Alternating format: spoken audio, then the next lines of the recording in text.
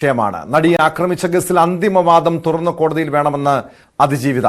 വിചാരണ നടക്കുന്ന എറണാകുളം ജില്ലാ പ്രിൻസിപ്പൽ സെഷൻസ് കോടതിയിലാണ് അതിജീവിത ഹർജി നൽകിയത്. വിചാരണയുമായി ബന്ധപ്പെട്ട് തനിക്കെതിരെ തെറ്റായ കാര്യങ്ങൾ പ്രചരിക്കുന്നുണ്ട്.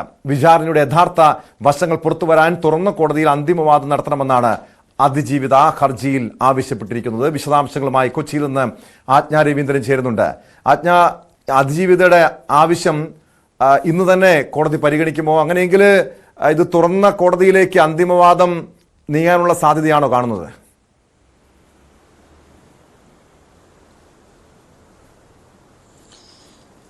ടോം, അതിനുള്ള സാധ്യത അത് തീരുമാനിക്കേണ്ടത് എറണാകുളം പ്രിൻസിപ്പൽ സെഷൻസ് കോടതി തന്നെയാണ്. കാരണം കോടതിയിൽ ഇത്ര കാലം ഇത്തരം കേസുകൾ എപ്പോഴും ഇൻ ക്യാമറ പ്രൊസീഡിങ്സ് ആണ് നടക്കാറുള്ളത്.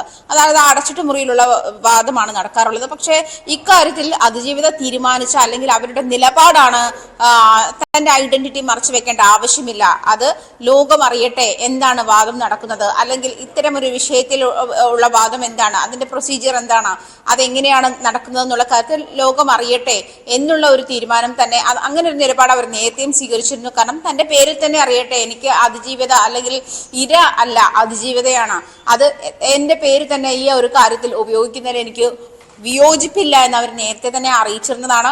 നേരത്തെ അത്തരം പ്രസ്താവനകൾ അവർ നടത്തിയിട്ടുള്ളത് അതേ നിലപാട് തന്നെ ഇതിലും ആവർത്തിക്കുന്നു എന്ന് തന്നെയാണ് മനസ്സിലാക്കാൻ കഴിയുന്നത്. ഈ വാദത്തോടൊപ്പം തന്നെ, അതായത് മറ്റു കോടതി പ്രൊസീജിയേഴ്സ് കഴിഞ്ഞ ശേഷമായിരിക്കും വാദ നടപടികൾ തുടരുക.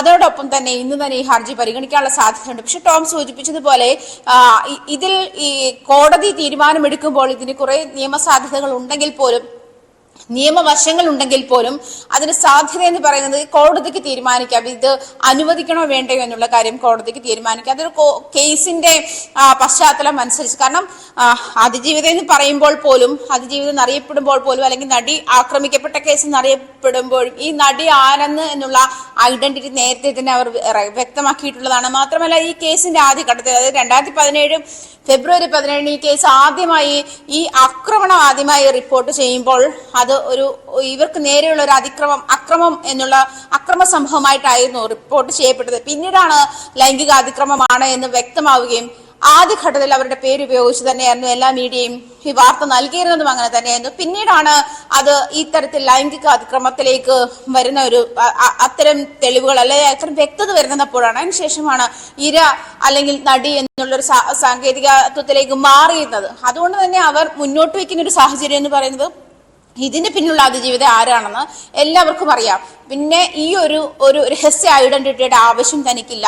അതല്ലെങ്കിൽ മുൻപും ഇത്തരം ഒരു തുറന്ന വേദിയിൽ തന്നെ ഈ ഒരു കാര്യം പറഞ്ഞതാണ്. അതായത് താൻ ഇരയല്ല അതിജീവിതയാണ്, തന്റെ പേരിൽ തന്നെ ഇത് അറിയപ്പെടുന്നതിൽ തനിക്ക് ബുദ്ധിമുട്ടൊന്നുമില്ല. ആ ഒരു നിലപാട് തന്നെയാണ് ഇക്കാര്യത്തിലും അറിയിച്ചത്. മാത്രമല്ല ഇതിന്റെ പിന്നിൽ തനിക്കെതിരെ അനാവശ്യമായ പ്രചാരണങ്ങൾ തനിക്കെതിരെ നടക്കുന്നുണ്ട്, അക്കാര്യത്തിലും വ്യക്തത വേണം. അതുകൊണ്ട് തന്നെയാണ് തന്റെ പേര് ഉപയോഗിക്കട്ടെ. പക്ഷേ പോക്സോ കേസ് ഉൾപ്പെടെ ഇത്തരത്തിൽ ലൈംഗിക ഇവിടെ ഈ കേസിനെ ഈ രീതിയിൽ തുറന്ന കോടതിയിൽ വാദം വേണം എന്ന ആവശ്യം ഉന്നയിച്ചിട്ടുണ്ട്. പക്ഷെ ഇത്തരം കേസുകളൊക്കെ നമുക്കറിയാം, ഇവിടെ അതിജീവിതയുടെ അല്ലെങ്കിൽ ഇരകളാകപ്പെടുന്നവരുടെ സ്വകാര്യത ലംഘിക്കപ്പെടാൻ പാടില്ല എന്ന നിബന്ധനകളൊക്കെ ഉണ്ടല്ലോ. അതുകൊണ്ട് തന്നെയാണ് പലപ്പോഴും ചില കേസുകളിലൊക്കെ നമുക്കറിയാം, ഈ സിനിമാ മേഖലയിലെ ലൈംഗിക അതിക്രമ കേസുകളുമായി ബന്ധപ്പെട്ട് പല നടിമാരും തങ്ങളുടെ മുഖം പൊതുജനങ്ങൾക്ക് മുന്നിൽ കാണിക്കാം, അങ്ങനെ ഒന്നും മറച്ചു വെക്കേണ്ടതില്ല, അങ്ങനെ തെറ്റായ പല പ്രചരണങ്ങളും തങ്ങൾക്കെതിരെ നടക്കുന്നുണ്ട്. അതുകൊണ്ട് പരസ്യമായി തന്നെ പ്രതികരണവുമായി രംഗത്തെത്തിയവരുണ്ട്. പക്ഷേ നമുക്ക് മാധ്യമങ്ങളെ ഉൾപ്പെടെ സംബന്ധിച്ച് അവരുടെ മുഖം കാണിക്കുന്നതിലൊക്കെ തടസ്സമുണ്ടായിരുന്നു, അവരുടെ സ്വകാര്യത ലംഘിക്കപ്പെടാൻ പാടില്ലായിരുന്നു. അതുകൊണ്ട് തന്നെ ഇക്കാര്യങ്ങളൊക്കെ കോടതി പരിഗണിക്കാനുള്ള സാധ്യതയില്ലേ?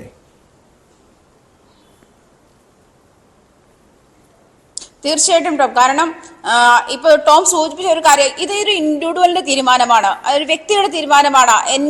എനിക്ക് അതുമായി മുന്നോട്ട് പോകുന്നതിൽ പ്രശ്നമില്ല എന്ന് പറയുമ്പോൾ അതിനെ തടുക്കുന്ന ഒരു നിയമം നമുക്കുണ്ട്. കാരണം ഈ ടോം സൂചിപ്പിച്ച പോലെ നമ്മൾ ദൃശ്യങ്ങളിൽ 17 വയസ്സിന് താഴെയുള്ള അല്ലെങ്കിൽ കൗമാരപ്രായത്തിലെ കുട്ടികളുടെ ദൃശ്യങ്ങൾ കാണിക്കുമ്പോൾ നമ്മൾ ഹൈഡ് ചെയ്യാറുണ്ട്. അതല്ലെങ്കിൽ ഇരയുടെ പേര് വെളിപ്പെടുത്താത്ത തരത്തിൽ, അല്ലെങ്കിൽ ഇരയുടെ ഐഡന്റിറ്റി വെളിപ്പെടുത്താത്ത തരത്തിൽ വാർത്തകൾ നൽകാറുണ്ട്. അങ്ങനെ ഒരു സാഹചര്യം വരുമ്പോഴും പോക്സോ കേസിലൊക്കെ തന്നെ അച്ഛൻ അല്ലെങ്കിൽ രണ്ടാനച്ഛൻ അച്ഛൻ അല്ലെങ്കിൽ അടുത്ത ബന്ധുക്കളാൽ പീഡിപ്പിക്കപ്പെട്ട കുഞ്ഞുങ്ങളുടെയൊക്കെ ഐഡന്റിറ്റി വ്യക്തമാകാതിരിക്കാൻ വേണ്ടി പ്രതിയുടെ പേര് പോലും നമുക്ക് മറച്ചു വെക്കേണ്ടുന്ന സാഹചര്യം ഉണ്ടാകാറുണ്ട്. ഇത്തരം കേസുകളിലൊക്കെയും അത് കർശനമായ നിയമലംഘനമാണ് ശരിക്കും അങ്ങനെ ഒരു ഐഡന്റിറ്റി വെളിപ്പെടുത്തുന്ന ഒരു സാഹചര്യത്തിൽ. പക്ഷെ ഇത് ഇര തന്നെ ആവശ്യപ്പെടുന്ന ഒരു സാഹചര്യം. പക്ഷെ അതൊരു പോക്സോ കേസിൽ പ്രതിയായ ഇരയായ ഒരു പെൺകുട്ടി ആവശ്യപ്പെട്ടാൽ അത് നടപ്പിലാക്കാൻ നിയമ തടസ്സമുണ്ട്. ആ നിയമ തടസ്സങ്ങളൊക്കെ തന്നെ ഇതിന് ആകുമെന്ന് തന്നെയാണ് നിയമവിദഗ്ധർ പറയുന്നത്. പക്ഷെ എന്നിരുന്നാൽ പോലും ചിലരൊക്കെ അത്തരം ഒരു കാഴ്ചപ്പാടിനോട് സ്വാഗതാർഹമാണ് എന്ന് പറയുമ്പോഴും ഈ ഐഡന്റിറ്റി മറച്ചു വെക്കുന്ന ഒരു സാഹചര്യം അല്ലെങ്കിൽ ഐഡന്റിറ്റി വെളിപ്പെടുത്തണമെന്ന് ആവശ്യപ്പെടുന്ന ഒരു സാഹചര്യം അത് സ്വാഗതാർഹമാണ്. അതിന് തർക്കമില്ല. കാരണം അവർ തന്നെ അത് വെളിപ്പെടുത്താൻ നേരത്തെ ഞാൻ സൂചിപ്പിച്ച സാഹചര്യങ്ങളിലൂടെ ഒക്കെ കടന്നുപോയ സ്ത്രീയാണ്. അതല്ലെങ്കിൽ ഈ സിനിമാ മേഖലയിൽ തന്നെ ഇപ്പം നമ്മൾ കാണുന്ന നാഴികക്കല്ലായുള്ള മാറ്റങ്ങൾക്ക് തുടക്കമിട്ട സ്ത്രീയാണ്. അതല്ലെങ്കിൽ അത്തരം ഒരു സംഭവമാണ് ആ തുടക്കത്തിനൊക്കെ കാരണമായിട്ടുള്ളത്. അപ്പൊ ഇത്തരം കാരണങ്ങളും ഒക്കെ മുൻനിർത്തി ഇത് ഞാനാണ് അല്ലെങ്കിൽ ഇതിന്റെ പിന്നിൽ ഈ അതിജീവിതം ഞാനാണ് എന്നവർക്ക് വിളിച്ചു പറയാനുള്ള അനുമതി നൽകേണ്ടത് കോടതിയാണ്.